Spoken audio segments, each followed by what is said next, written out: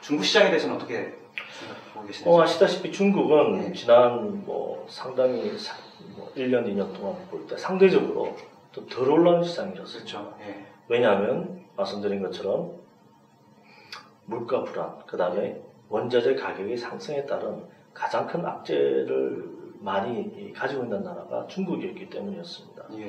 근데 보세요. 지금 현재 달러를 제일 많이 가지고 있는 나라가 어떻게 하다 보면 미국이라고 말하기 어려워졌어요. 중국이 3조 달러라는 하드 커런시를 가지는데 만약에 이 달러가 좀 강세로간다면 중국도 역시 도움이 될 것이고 말씀드린 것처럼 원자재 가격의 하락, 그 다음에 물가 상승 압력이 좀 준다고 감안한다면 그동안 못 올랐던 중국 시장이 한번 크게 오를 수 있는 그런 배경을 가지지 않을까. 그런 관점에서 저는 중국 시장을 주목해보라고 말씀드리고 싶습니다. 중국이 3조 달러를 가졌다면 미국과 중국이 거의 같은 배를 탔다고 해도 과언이 아니겠네요. 그렇죠. 그래서 G2 아닙니까? 그렇죠. G2가 다 같이 바라고 있는 달러 강세입니다. 지금 말씀한 거 들어보면 이제 엔화는 약세로 어느 정도 천천히는 갈 거다. 그 다음에 달러는 강해질 거다. 그 다음에 우리나라 이제 원화도 어느 정도 강세로 갈 것이다. 또 중국 시장도 지금까지 밸류에이션을 인정받지 못했기 때문에 어느 정도 성장 가능성이 있다. 그렇게 얘기하면 좀 중국은 과거에 밸류에이션 측면에서 굉장히 디맨딩한 나라였습니다. 과거에 60배, 80배 이렇게 그 밸류에이션이 파워라는 관점이 높았는데 지금은 상당히 많은 조정을 거쳐서 이제는 거의 10배에서 15배 정도로 왔다 갔다 하기 때문에 오히려 지금은 투자할 만한, 투자 대상이 될 만한 시장이 되었다라고 말할 수 있을 것 같고요. 물론 중국의 여러 가지 문제들도 있습니다. 하지만 3개월 내지 6개월 바라본다면 중국 시장의 매력도는 그 어느 때보다도 대단히 높다 이렇게 말할 수 있을 것 같고요. 따라서 여러 가지 테마들을 우리가 짚어볼 수 있을 것 같아요.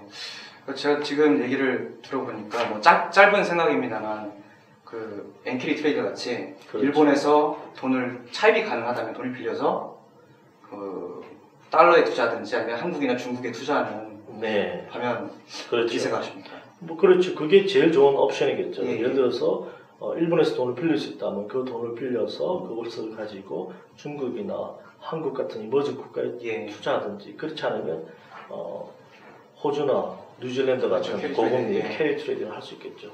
이런 것들은 이제 막 시작되고 있고 앞으로도 많이 더 유행이 되지 않을까 이렇게 예상해 볼 수 있겠죠. 얘기 들어보니까 이제 그 원자재 가격이랄지 그 다음에 달러의 향방, 그 다음에 인플레이션, 그 다음에 글로벌 유동성 이런 것들이 결국 글로벌 시장에 다 연결이 돼서 우리 시장이 반영이 되는 것 같네요. 그렇습니다.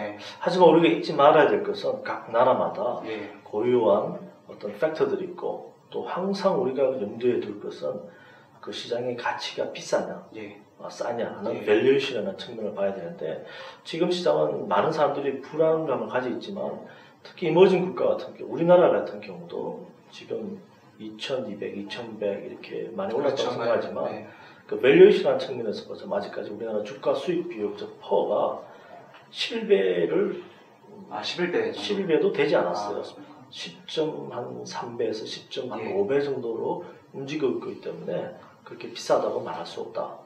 말씀드린 것처럼 중국도 그다지 비싸지 않고 오히려 미국이 오히려 약간 비싼 측면에 있는데 아시다시피 그 미국은 미국의 기업들이 미국 경제는 힘들지만 미국의 기업들의 어닝즈가 대단히 좋기 때문에 그런 밸류에이션을 어느 정도 커버하고 있다라고 말할 수 있겠죠. 그러니까 미국 경제는 안 좋은데 기업들은 좋다는 의미가 이제 기업이 글로벌화 됐다는 바로 말씀이시죠? 그래서 미국에서 비록 상장되어 있지만 한 예를 들자면 인텔도 있고 애플 같은 회사들이 그네들이 미국에서 돈을 버는 비중보다 오히려 해외에서 더 많이 버는데 특히 그 중에서도 아시아 이머징 국가들 중국과 한국과 일본과 대만과 또는 싱가포르가 이런 쪽에서 돈을 많이 벌고 있기 때문에 글로벌 세계 경제가 괜찮다면 미국의 주식시장도 그다지 나쁘지 않을 거다 이렇게 생각할 수 있습니다. 지금까지 글로벌 이슈에 대해서 한 네다섯 가지로 많이 말씀을 해주셨는데 개인 투자자들은 아마 궁금해하실 것 같아요.